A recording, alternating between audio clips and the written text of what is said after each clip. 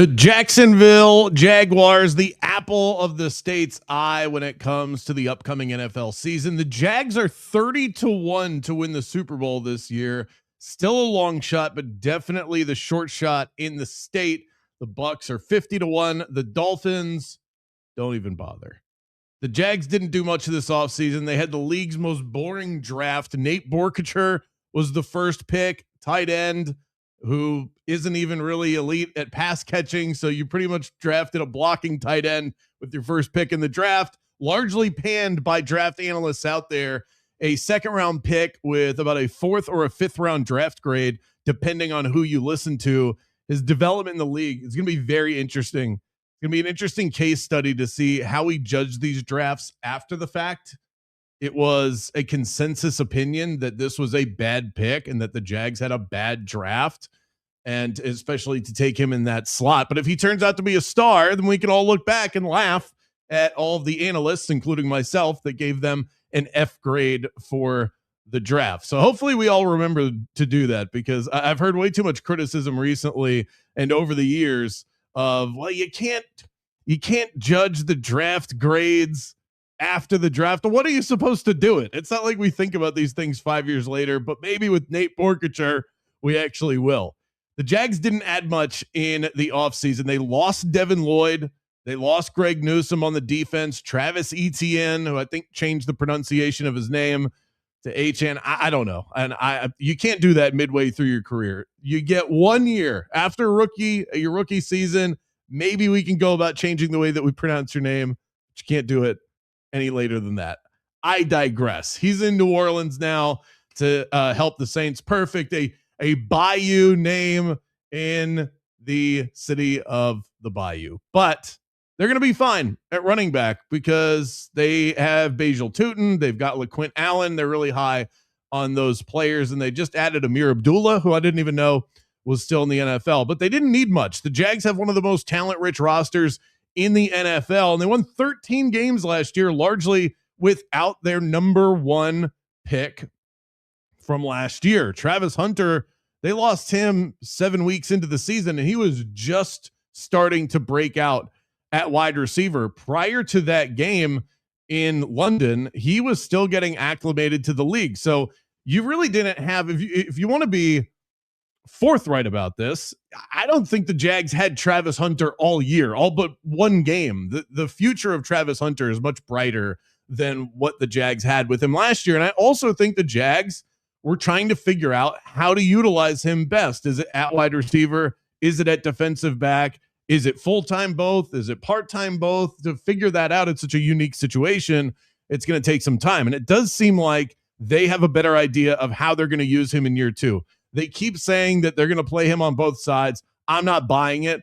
They have made it clear that he's going to spend more time on defense. Now, what they won't come out and say is that he's going to spend less time on offense, but let's layer in some common sense here. You're not going to play a guy, especially coming off of a year where his season was cut short due to injury. You're not going to play him full-time at wide receiver and at defensive back. And good for Jacksonville. They need the help on defense more than they need it on offense. And I think that he can help raise the floor and the upside of that defense by primarily focusing on defensive back. And then it's like you added a star level DB in the offseason. Now, here's the cool thing for the Jags. Their schedule actually got easier year over year. They played a lot of top teams in the league last year. They played against the NFC West. That's pretty much all you need to know there. That means that they were not only playing the best teams in the NFL, like the 49ers and the Seahawks and the Rams, they were also traveling out west throughout the course of the year. This season, you're going to see their travel schedule outside of what they do overseas. You're going to see a lot of that start to center itself back to the middle and east coast of the country, which helps the overall schedule from a difficulty perspective. They not only played the NFC West, they played the Chiefs. Well, the Chiefs were still good last year. It was a tough road. This year, they have the 11th easiest schedule in the league and an opponent win percentage of less than 50%. That's one of the best opposition rates in the NFL in terms of being advantageous to the team. The Jags are going to open at home with the Browns. We know that. Let's see. I have the partial schedule here.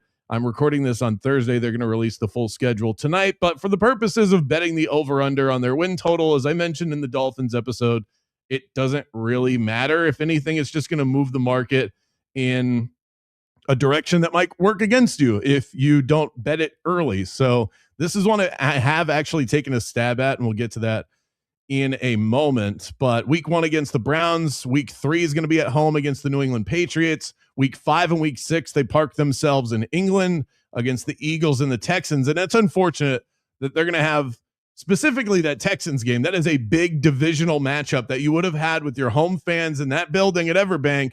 And instead, it's going to be played in London, where you've got all sorts of, you have a Patrick Mahomes jersey sitting next to a Barry Sanders jersey next to a Terrell Owens jersey. Nobody knows what they're doing over there.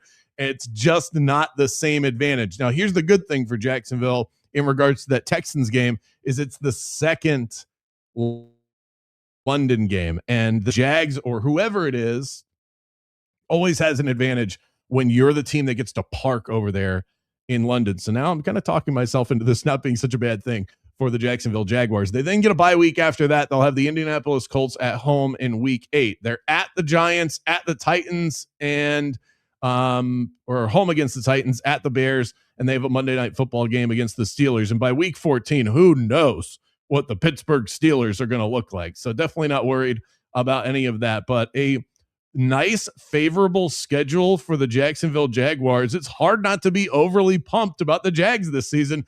30-1 odds is something that I not only have to seriously consider when it comes to their Super Bowl probabilities. I actually just laid a few bucks on it at 30-1. I just don't think this number is going to get any longer than where it is right now. They have stars on defense. Liam Cohen proved that he can elevate the team with his play calling, and Trevor Lawrence finally looks like the star that was promised under center. I don't think all of this is going to fall out from under them going into this season, especially when you consider that the schedule actually lightens up. So a light sprinkle on the Super Bowl odds for the Jacksonville Jaguars at 30-1. And I also laid the wood on the Jacksonville Jaguars over 9.5 wins at plus 110 over on Hard Rock Bet. Good luck and happy betting to the state of Florida.